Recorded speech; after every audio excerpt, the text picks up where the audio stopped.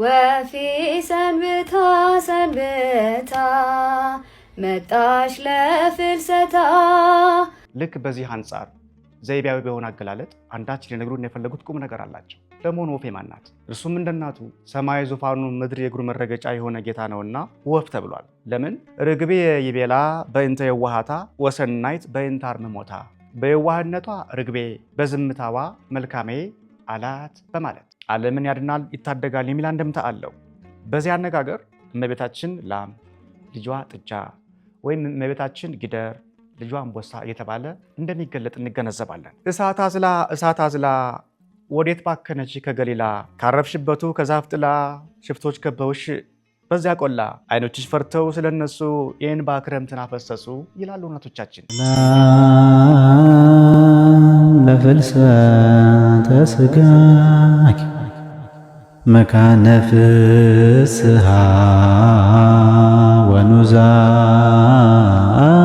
ወኑዛዜ አበይረስ ወለላ ወኢሄልይዎ ለትካዜ ማርያም ህሉት ውስተ ልበ አምላክ እምቅድመ ጊዜ ትፍስሕትሰ ተፈሳይኩ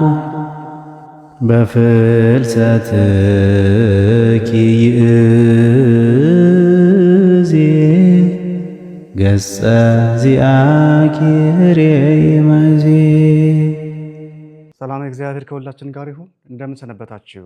የክርስቶስ ቤተሰቦች፣ የድንግል ማርያም የቃል ኪዳን ልጆች በእግዚአብሔር ፍጹም ሰላምታ ሰላም እንላችኋለን። ይህ በቋንቋ አይነሽ ሚዲያ የሚቀርብላችሁ ጠቢበ ጠቢባን የተሰኘው አምዳችን ነው። በዛሬው ዝግጅቴ በሰሙነ ፍልሰታ ከሚቀርቡ የእናቶችና የሕፃናት ውዳሴያት መካከል ወፌ ሰንብታ ሰንብታ መጣች ለፍልሰታ የሚለውን መዝሙር መነሻ በማድረግ መጠነኛ ማብራሪያ አቅርብላችኋለሁ። እስከ ዝግጅቴ ፍጻሜ ድረስ አብራችሁን ትቆዩ ዘንድ በአክብሮት ጋብዣችኋለሁ። ዘመናት ተለዋውጠዋል። ነገር ግን የቅዱሳን ቃል በብራና ላይ ተጽፎ እስከ ዛሬ ደርሷል። በተራሮቹ መካከል በጸሎትና በበረከት የቆመችው ጻድቃኔ ማርያም ገዳም ዛሬ ለአንድ ታላቅ መንፈሳዊ ሥራ እጆቿን ዘርግታለች። ብራና መጽሐፍ ማለት መጽሐፍ ብቻ አይደለም፣ የእምነት ታሪክ ነው። የቅዱሳንም አሻራ ነው።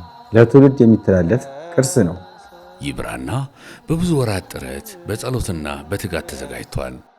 እያንዳንዱን ፊደል ስጽፍ የሚያነቡትንም ልባቸውን ክፈት ብዬ እጸልያለሁ። ምክንያቱም የተጻፈው በቀለም ብቻ አይደለም፣ በጸሎትም ጭምር።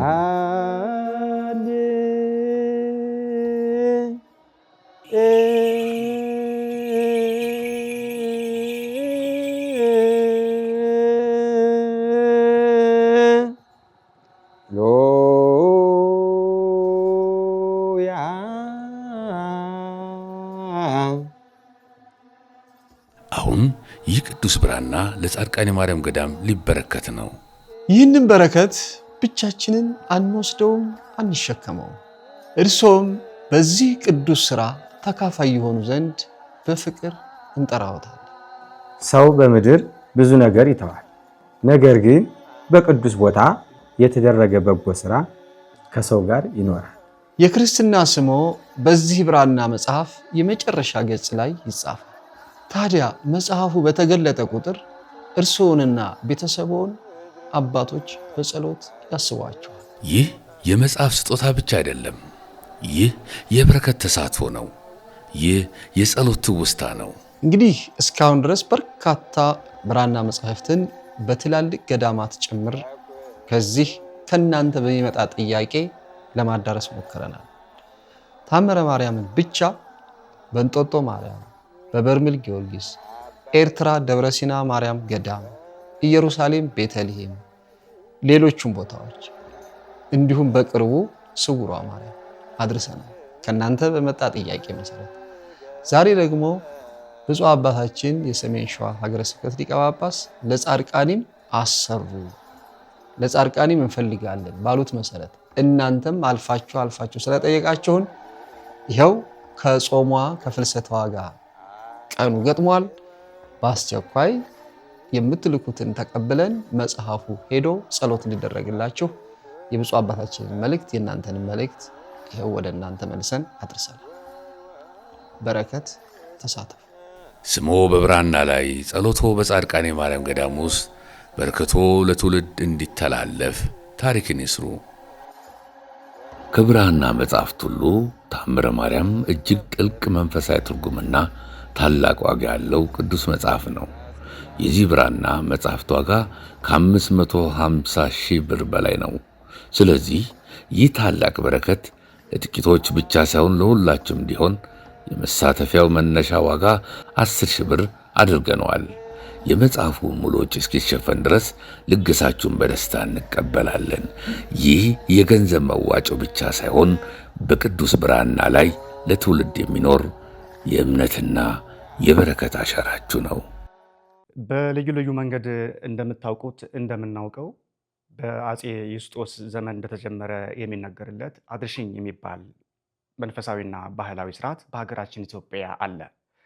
መነሻው ጎንደር ቢሆንም በልዩ ልዩ የኢትዮጵያ አካባቢዎች እስካሁን ድረስ ቀጥሏል። በዚያ መዝሙር ኦ ማርያም እለምንሻለሁ ባሪያሽ የሚል ስንኝን መነሻ አድርገው እናቶቻችንና ሕፃናት በጾመ ፍልሰታ በሌሊትም በቀንም በጽዋ ማህበርም በሰርክ ጉባኤም እግዚአብሔርን ያመሰግናሉ። ለእመቤታችን ለቅድስት ድንግል ማርያም ውዳሴን ያቀርባሉ። ከዚህ ጋር በሚመሳሰልና በሚያያዝ ሁኔታ ወፌ ሰንብታ ሰንብታ የሚል መዝሙር ደግሞ እናገኛለን። ምንም እንኳን በዚህ ጊዜ ተጀመረ በነገሌ ተነሳ የሚል ታሪካዊ ዳራ ባናገኝለትም ይሄ መዝሙር ልክ እንደ አድርሽኝ ሁሉ ለእመቤታችን ጾም ለፍልሰታ የሚቀርብ ለጌታ ለውዳሴ ነው። ወደ መዝሙሩ ስንገባ እንዲህ ይላል። ወፌ ሰንብታ ሰንብታ መጣች ለፍልሰታ ሀገር እሸት ነው ኤፍራታ አሳድሪ ማታ። ወፌ ሰንብታ ሰንብታ መጣች ለፍልሰታ ሀገርሽ የት ነው ኤፍራታ አሳድሪኝ ማታ። መነሻ አዝማቹ ነው። ለመሆኑ ወፌ የተባለች ማናት? መጣች ለፍልሰታ ማለትስ ምን ማለት ነው? ኤፍራታ ምንድን ነው? አሳድሪኝ ማታስ? በዝርዝር እንመለከተዋለን። የመጀመሪያውን ስንመለከት ወፌ ሰንብታ ሰንብታ ይላል። እንደምታውቁት በሀገራችን ባህል የመስቀል ወፍ ይባላል። በዓመት አንዴ የምትመጣ ማለት ነው። እንዲያውም የሚጠፋን ሰው ብዙ ጊዜ የማይገኝን ሰው እንደ መስቀል ወፍ ጠፋ፣ እንደ መስቀል ወፍ ጠፋሽ እኮ ማለት የተለመደ ነው። ልክ እንደዚህ ሁሉ ወፌ ሰንብታ ሰንብታ መጣች ለፍልሰታ ይላሉ እናቶቻችን። በፍልሰታ ብቻ የምትገኝ የምትታይ በክረምት የምትከሰት ወፍ አለች ማለት ነው። ልክ በዚህ አንጻር ዘይቤያዊ በሆነ አገላለጥ አንዳች ሊነግሩን የፈለጉት ቁም ነገር አላቸው። ለመሆኑ ወፌ ማን ናት? እንመልከታት። ድንግል ማርያም ናት።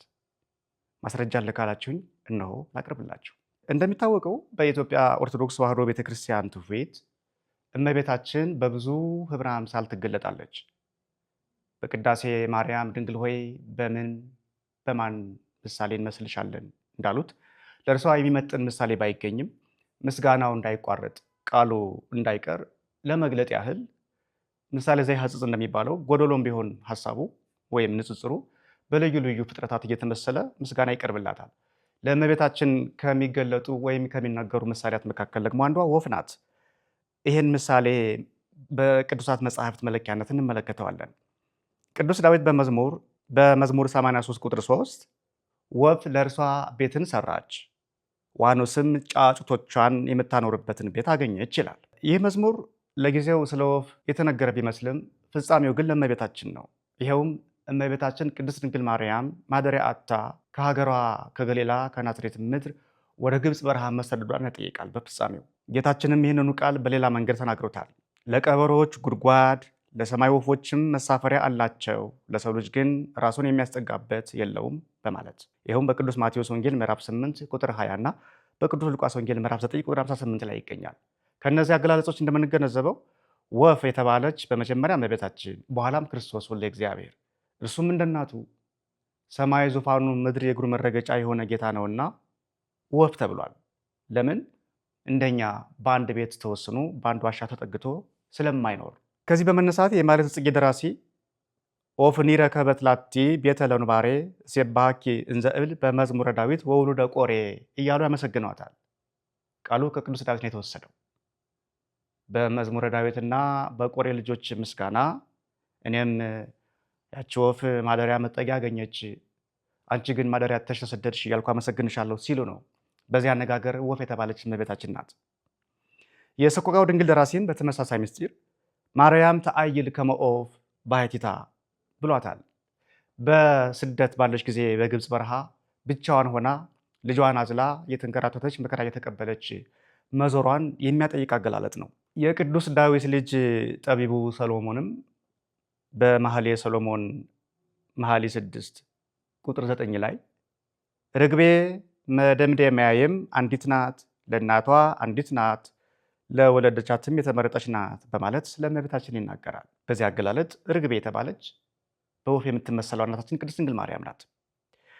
ቅዱስ ያሬድም ይህንኑ ኃይለ ቃል መነሻ አድርጎ ንኢ ርግቤ ሰናይት በሚለው መዝሙሩ ይተረጉመዋል ምስጢሩን። ርግቤ ይቤላ በእንተ የዋሃታ ወሰናይት በእንተ አርምሞታ፣ በየዋህነቷ ርግቤ በዝምታዋ መልካሜ አላት በማለት ለዛም ነው ሊቃውንተ ቤተክርስቲያን እመቤታችን ቅድስት ድንግል ማርያምን ርግበ ዳዊት ርግበ ሰሎሞን፣ የዳዊት የሰሎሞን ርግብ እያሉ የሚጠሯት። ቅዱስ ዳዊትና ቅዱስ ሰሎሞን በርግብ በወፍ አምሳል ስለመሰከሩላት ስላመሰገኗት ማለት ነው። እንዲህ አይነት ቃል ብዙ አለ በየቦታው። ለመጨመሪያ ለኖሃ ምሩ ድርሰት በሰዓታት ማለት ነው አባ ጊዮርጊስ ዘጋስጫ ዘዚያኪ ልበ እንተተመሰለት ርግበ እያሉ ያመሰግኗታል። በርግብ የተመሰለች ያንችን ልብሽን ለማለት። በሌላ ቦታም ርግቤ የዋሂት ለየዋህ ወልድኪ ይሏታል እመቤታችንን። እርሷን የዋህዋ ርግብ የዋሁ ልጅሽን ንገሪው አሳስቢው እያሉ የተማጸኑበት ክፍል አለ በሰሙነ ሕማማት ሰላምታቸው።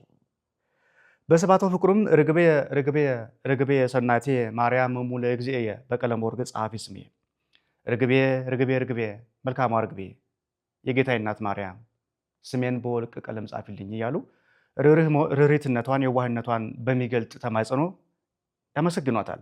ይህ ሁሉ አገላለጥ የሚያሳየው እመቤታችን ቅድስት ድንግል ማርያም በወፍ በርግብ እንደምትመሰል ነው። የመልክአ ማርያም ደራሲም በተመሳሳይ አገላለጥ ጽንህኒ ውስተ ሰናይ ወሰውርኒ እሞት በአክናፍኪ ርግቤ ህሪት፣ በሰማያዊ መንግስት መልካም ቦታ አዘጋጅተሽ ጠብቂኝ፣ በምድርም ከሞተ ስጋ ታደጊኝ ሰውሪኝ። ማን? ርግቤ ህሪት የተመረጥሽ ርግቤ ማርያም ሆይ በምንሽ? በክንፎችሽ። በወፍ መስለው ክንፏን እንደ ረድኤት ቆጥረው እንዲህ እያሉ ይማጸኗታል። ይኸውም እመቤታችን በወፍ እንደምትመሰል ያጠይቃል። ጠቅለል ስናደርገው እመቤታችን ቅድስት ድንግል ማርያም በየዋህነቷ፣ በንጽህናዋ፣ በተወዳጅነቷ በወፍ በርግብ ትመሰላለች። ከዚህም ባሻገር ለምህረት፣ ለይቅርታ፣ ለአማላጅነት፣ ለሰላም፣ ለፍቅር በክንፈ ረድኤቷ የምትበር የአምላክ እናት በመሆኗ ወደ ሰማይ ዙፋኑ ጸሎታችንን የምታሳርግልን እናት በመሆኗ በወፍ ትመሰላለች። ከዚህ አንጻር ነው ወፌ ሰንብታ መጣች ለፍልሰታ እያሉ እናቶቻችን የሚያመሰግኗት። መጣች ለፍልሰታ ለምን አሏት? እመቤታችን ቅድስት ድንግል ማርያም ክብረ በዓሏ በየወሩ ምንም እንኳን ቢከበርም ለየት ባለ ሁኔታ ደግሞ ከዓመት አንዴ በክረምት ከነሐሴ 1 እስከ 15 በሱባኤ፣ በቁርባን፣ በቅዳሴ፣ በሰዓታት፣ በሰባተ ነግህ፣ በምህላ፣ በልዩ ልዩ ጸሎት ስለምትዘከር መጣች ለፍልሰታ አሏት እመቤታችን ቅድስት ድንግል ማርያምን። በዚህ አጋጣሚ መጣች ለፍልሰታ የሚሉ አንዳንድ እናቶችም ወጣቶችም ሕፃናትም ይሰማሉ። ይሄ ምናልባት በልምምድ ብዛት የመጣ ተፋልሶ ነው እንጂ ትክክለኛ ቃሉ ፍልሰታ መሆኑን በዚህ አጋጣሚ ለመናገር እፈልጋለሁ። ፍልሰታ የሚለው ቃል ባዕድ ዘር ነው። ፈለሰ ተሰደደ፣ ሸሸ፣ ሄደ፣ ራቀ ከሚለው የግዕዝ ግስ ይወጣል። ፍልሰታ ስንል ስደቷ፣ መሸሿ፣ መሄዷ ማለታችን ነው። በአንድ በኩል እመቤታችን ቅድስት ድንግል ማርያም ከዚህ ከኃላፊ ከበስባሽ ዓለም ወደ ሰማያዊው ዘላለማዊ ርስቷ መሄዷን ያጠይቃል። በሌላ በኩል ደግሞ ከእስራኤል ምድር ወደ ግብፅ መሰደዷን ጭምር ያመላክታል። የዚህ የጀመርነው መዝሙር ወይም ውዳሴ የግጥም ይዘትም ሁለቱን ያማከለ ነው። ፍልሰቷን በስጋ አርፋ ተነስታ ማድረጓንም እንደዚሁም ጌታን አዝላ ወደ ግብፅ መሰደዷንም የሚያጠይቅ ልዩ ልዩ አገላለጦች ስላሉት እንግባ ወደ ውስጥ። ሰንብታ መጣች ለፍልሰታ ያሉት እንደተነጋገርነው ቀደም ሲል እንደ መስቀል ወፍ ጠፍጣ በዓመት አንዴ እንደምትመጣ የሚገልጽ ማሳያ ነው። ሀገርሽ የት ነው ኤፍራታ? አሳድርኝ ማታ። ሀገር እሸት ነው ኤፍራታ የሚለውን የቅዱስ ዳዊትን ከተማ ኤፍራታን ያሳያል። እመቤታችን ከዳዊት ወገን መገኘቷንም ያጠይቃል።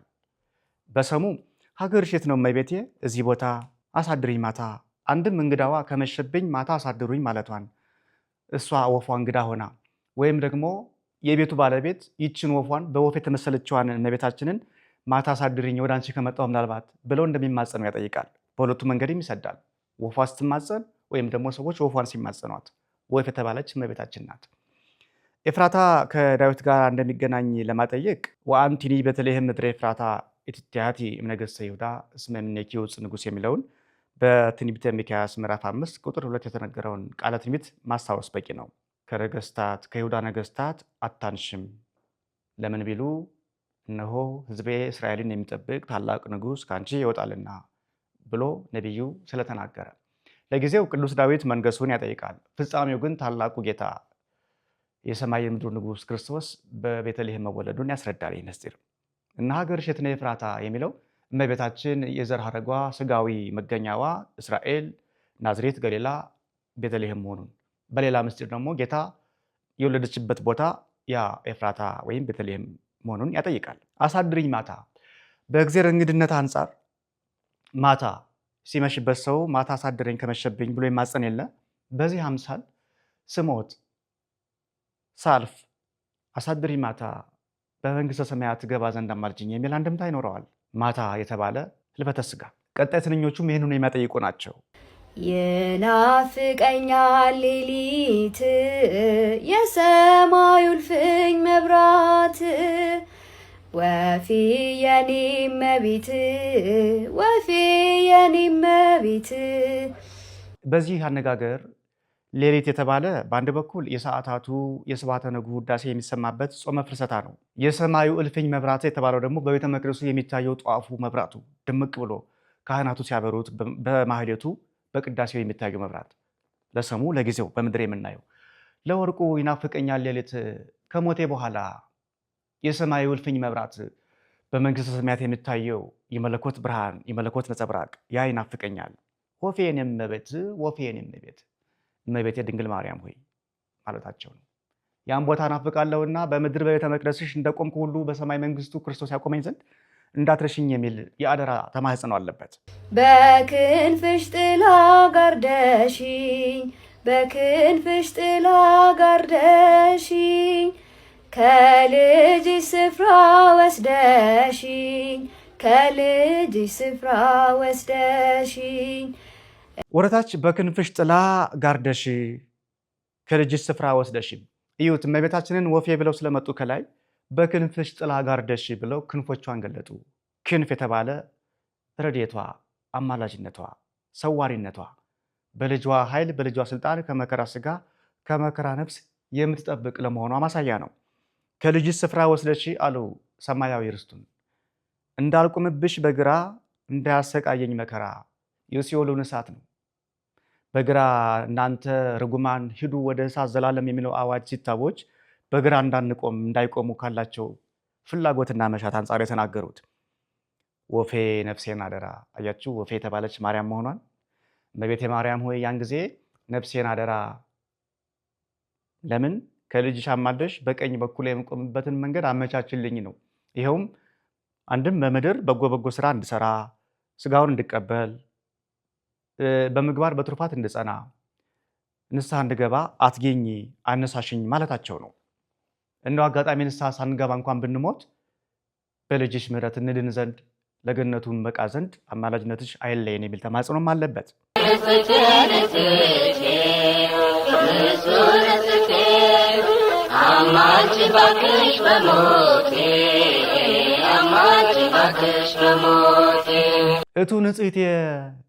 እቱ ንጽሕቴ አማልጅኝ ባክሽ በሞቴ።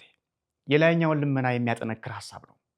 አንቺ ንጽሕቴ፣ የአንቺ ጥያቄ የእናት ልመና ፊት አያስመልስ አንገት አያስቀልስ ነውና እንደው ስሞትልሽ አፈር ስሆን አማልጅኝ። አንቺን ስለምን ደግሞም በልጅሽ ሳምን ሲኦል ይብላኝ ወይ እኔን። እንዲህ እየለመንኩሽ እንዲህ እየተማጸንኩሽ ከመማጸንም ማለፌ በልጅሽ አምላክነት በልጅሽ ቸርነት በልጅሽ ማሪነት እያመንኩ እና ሲኦል ይብላኝ ወይ እኔን ዝም ብለሽ ልታይ ነው ወይ? ስለማጨክን ነው። ልቧ እንዲራራ የመማፀኛ ጸሎት ነው። ይቀጥላሉ እናቶችና ሕፃናት።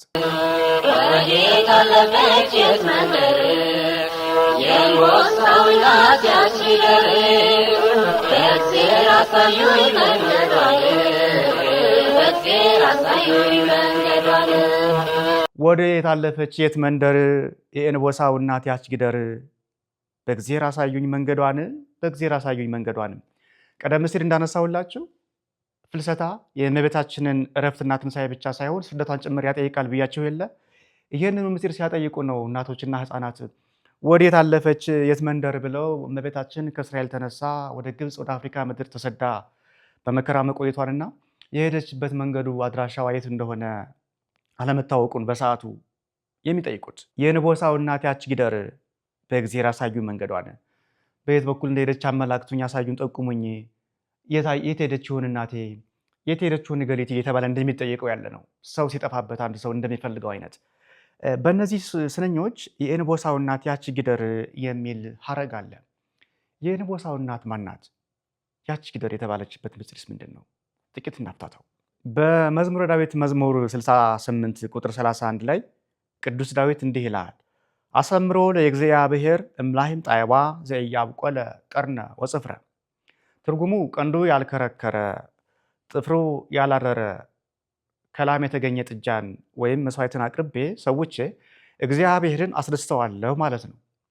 ይሄ ለስሙ በኦሪት የሚቀርበውን መስዋዕት የሚያጠይቅ ሲሆን ፍጻሜው ግን ላም ከተማለች ከቅድስት ድንግል ማርያም የተወለደው ልጇ ጥጃ በግ ኢየሱስ ክርስቶስ በበግ በጥጃ የተመሰለ እርሱን አቅርቤ አስደስተዋለሁ ማለት እርሱ ከኔ በኋላ ከኔ ስጋ ተገኝቶ ዓለምን ያድናል ይታደጋል የሚል አንድምታ አለው።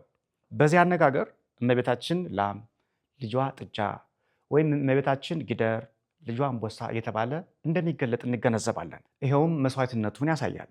እርሷ ደግሞ የመስዋዕቱ እናት ናትና። ነቢዩ ኢሳይያስም በቃለ ትንቢት በትንቢተ ኢሳይያስ ምዕራፍ 53 ቁጥር 7 ላይ እንደምናገኘው ለመታረድ እንደሚነዳ ጠቦት በሸላቾቹም ፊት ዝም እንደሚል በግ እንዲሁ አፉን አልከፈተም በማለት ኢየሱስ ክርስቶስን ከበግ ከጠቦት ጋር አነጻጽሮ ተናግረዋል። ይኸውም ጌታችን በግ፣ ጠቦት፣ ወይፈን እየተባለ እንደሚገለጥ ያሳያል።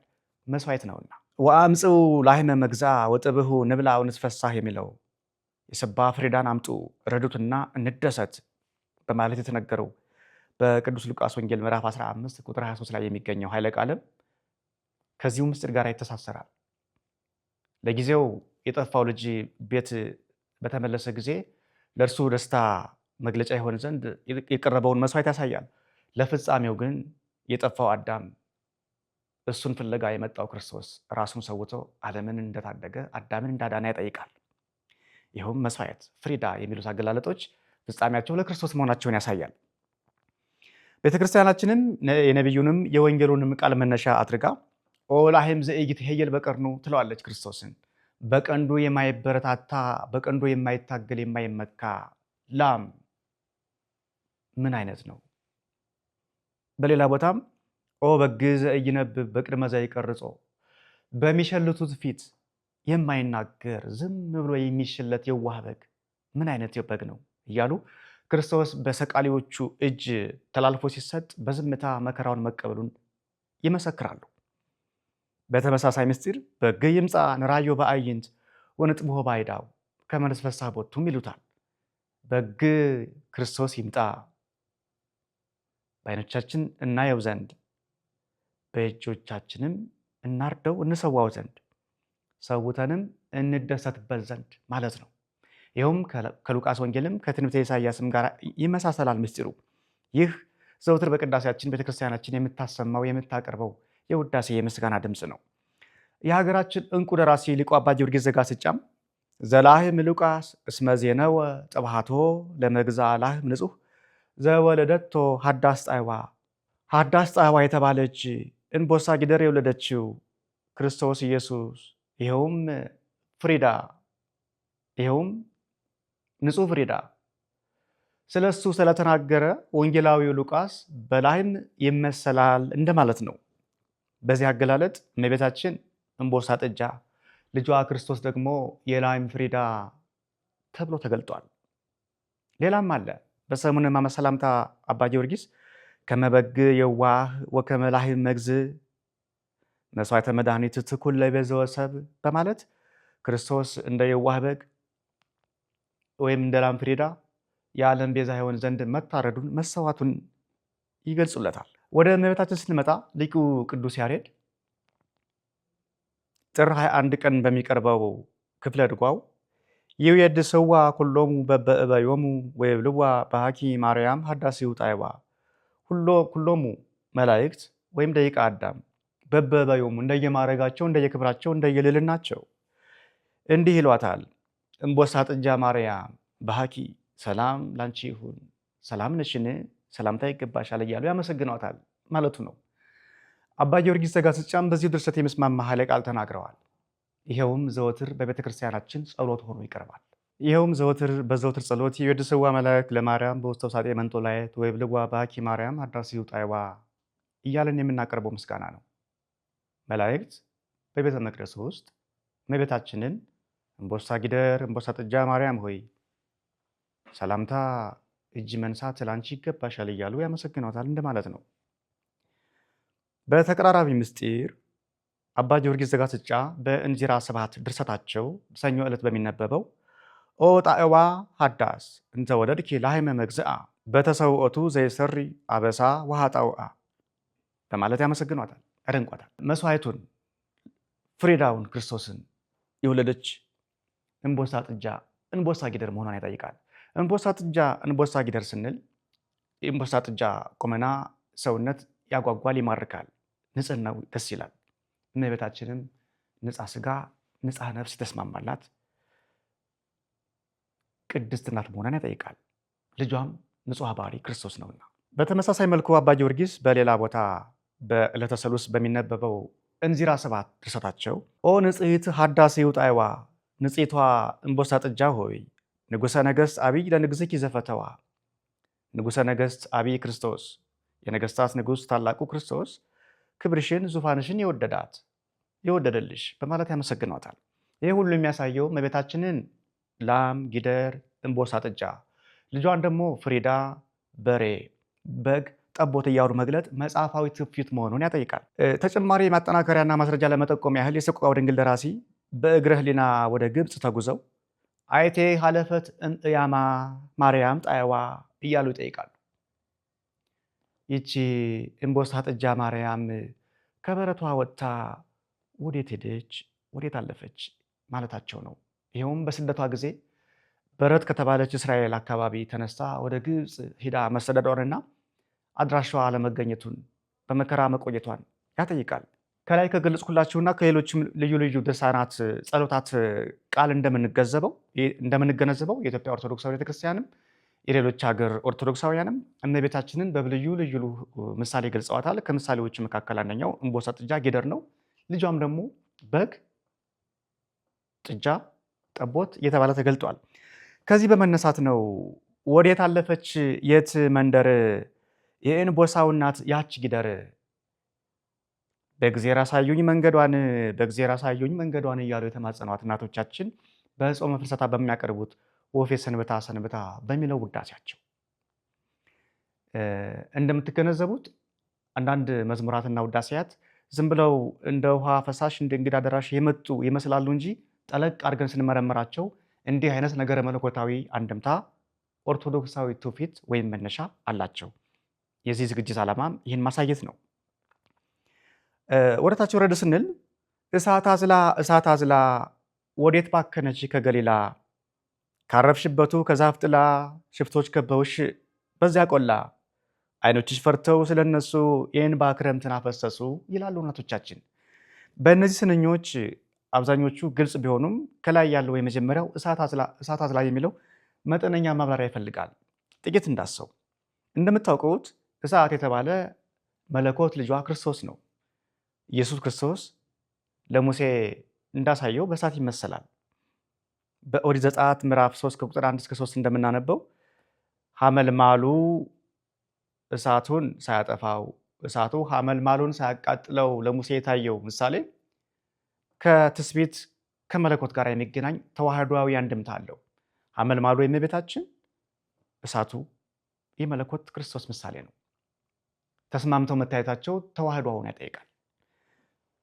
ይሄውም ክርስቶስ እሳት እንደሚባል ያሳያል ማለት ነው። በቅዳሴ ማርያምም አብ እሳት፣ ወልድ እሳት፣ መንፈስ ቅዱስ እሳት ተብሎ ይነገራል። ይሄው በልዩ ልዩ ህብረ አምሳል ከሚገለጥባቸው መግለጫዎች አንደኛው ማለት ነው እግዚአብሔር እሳት መሆኑን ያመላክታል። ቅዱስ ኤፍሬም ይህን ምሳሌ በመውሰድ በልዩ ልዩ የውዳሴ ማርያም ክፍሎቹ ተናግረውታል። ለምሳሌ ማክሰኞ በሚነበበው ውዳሴ ማርያሙ አንቲ ውእቱ ዕፅ ዘርእየ ሙሴ ብሎ ይህንኑ የዘጸአትን ምስጢር አምጥቶታል። ሙሴ በዛ በደብረ ሲና ያየሽ ጸጳጦስ አንቺ ነሽ ብሎ ተርጉሞታል። ቅዳሴ ማርያምም ይህን በሚያጎላ ምስጢር ነው ቀደም ሲል የገለጽኩላችሁን አብ እሳት፣ ወልድ እሳት፣ መንፈስ ቅዱስ እሳት የሚለውን ቃል የተናገረው። በዚሁ አንጻር ቅዱስ ሥጋው ክቡር ደሙም እሳት ይባላል። በቅዳሴ ማርያም እሳት ማህየዊ ለርቷነ ልብ ለለ ይገብሩ ፈቃዶ፣ ፈቃዱን ለሚፈጽሙ ልቡናቸው ለቀና ሰዎች የሚያድን አዳኝ እሳት፣ እሳት በላዒ ለአማጽያን ለለ ይክህዱ ስሙ፣ ስሙን ለሚክዱ ለአመፀኞች ለክፎች ግን የሚባላ የሚያቃጥል እሳት ነው ተብሎ ተነግሮለታል። ሥጋው ደግሞ ይህ ሁሉ የሚያሳየው እግዚአብሔር እሳት እንደሚባል ነው። እሳት አዝላ ያሉት ክርስቶስን ነው እናቶቻችን። ይኸውም ምን ያህል ግጥሙ ምን ያህል ከነገረ መለኮታዊ አንድምታ ጋር ቅርርብ እንዳለው ያሳያል። በሌላ ክፍልም ድንግል ሆይ እሳተ መለኮት በሆድሽ ባደረ ጊዜ ፊቱ እሳት፣ ልብሱ እሳት፣ ቀሚሱ እሳት ነው፣ እንደምን አላቃጠለሽ በማለት ይጠይቃል የቅዳሴ ማርያም ደራሲ። ይኸውም እሳተ መለኮት ክርስቶስን ያሳያል። አባ ጊዮርጊስም ከዚሁ ጋር በሚስማማ አገላለጥ ኦ ዕፀ ጳጦስ መንፈሳዊት እንተ አግምረት ለእሳት፣ መንፈሳዊቷ ዕፀ ጳጦስ የጳጦስ ተክል እጽ ሆይ እንተ አግምረት ለእሳት፣ እሳትን የተሸከመች አንቺ ነሽ። በዛ ሐመልማል እመቤታችንን ሲገልጿት ማለት ነው እያሉ አመስግነዋታል። በአጠቃላይ እሳተ መለኮት በማርያም ሥጋ የተገለጠው ክርስቶስ ነው። እጽ የተባለች ደግሞ እመቤታችን ናት። ልክ በዚሁ አንጻር ነው እሳት አዝላ ያሉት እናቶቻችን።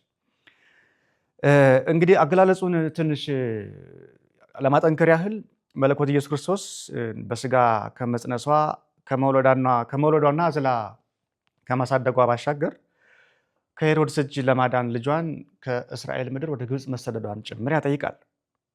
ግጥሙ ከዚህ መለኮታዊ ምስጢር በተጨማሪ የስደቷን ታሪክም ያስታውሰናል ማለት ነው። ለጠቅላላ መረጃ በስደቷ ጊዜ የደረሰባትን ዘረፋ፣ እንግልትና መከራም ይገልጻል። ምናልባት ታሪኩ የት ይገኛል ካላችሁ በትንቢተ ሆሴዕ ምዕራፍ 11 ከቁጥር 1፣ በማቴዎስ ወንጌል ምዕራፍ 2 ከቁጥር 13 እስከ 21፣ ደግሞ በራእየ ዮሐንስ ምዕራፍ 12 ቁጥር 6 የእመቤታችን የስደቷ ነገር ተገልጧል። በቤተ ክርስቲያናችን ድርሳናት በቅዱስ ያሬድ፣ በአባ ጊዮርጊስ ዘጋስጫ፣ በነገረ ማርያም፣ በድርሳነ ኡራኤል በመሳሰሉ መጽሐፍትም ተብራርቶ ተተንትኖ ቀርቧል። እሱን ማንበብ የእመቤታችን ስደት ለመገንዘብ ይረዳል። በሌላ መልክ ደግሞ በማኅሌተ ጽጌ፣ በሰቆቃወ ድንግል፣ በሌሎችም የቤተክርስቲያናችን አርኬዎች የእመቤታችን ስደት በሚገባ ተፍታቶ ቀርቧል።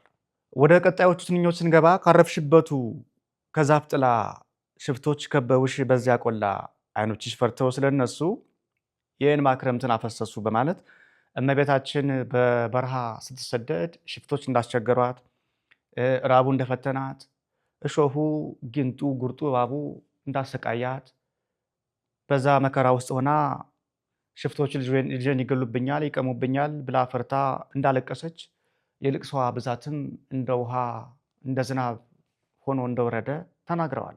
ይኸውም የእመቤታችን መከራ በጊዜው ጽኑ እንደነበረ ያሳያል። ፍልሰታ በዚህ በክረምት ከምናከብረው የእመቤታችን እረፍትና ትንሣኤ ባሻገር ስደቷን ጭምር የሚያጠይቅ ምስጢር እንዳለው ከእነዚህ ትንኞች መገንዘብ ይቻላል። ይቀጥላሉ እናቶቻችን በዚህ አያበቁም። እንዲህ እያሉ የኔ የጥፋልሽ ሁለት ዓይኔ፣ የኔ የጥፋልሽ ሁለት ዓይኔ፣ ርኅራኄን የተሞላበት አገላለጥ። በአንቺ ፋንታ ግብፅ በስደት ሊንገላታ፣ እኔ ልሰደድልሽ፣ እኔ ልሰቃይልሽ፣ ለአንቺ አይገባሽም ማለታቸው ነው። ይሄ የኢትዮጵያውያን የተለመደ የርኅራኄ አገላለጥ ነው።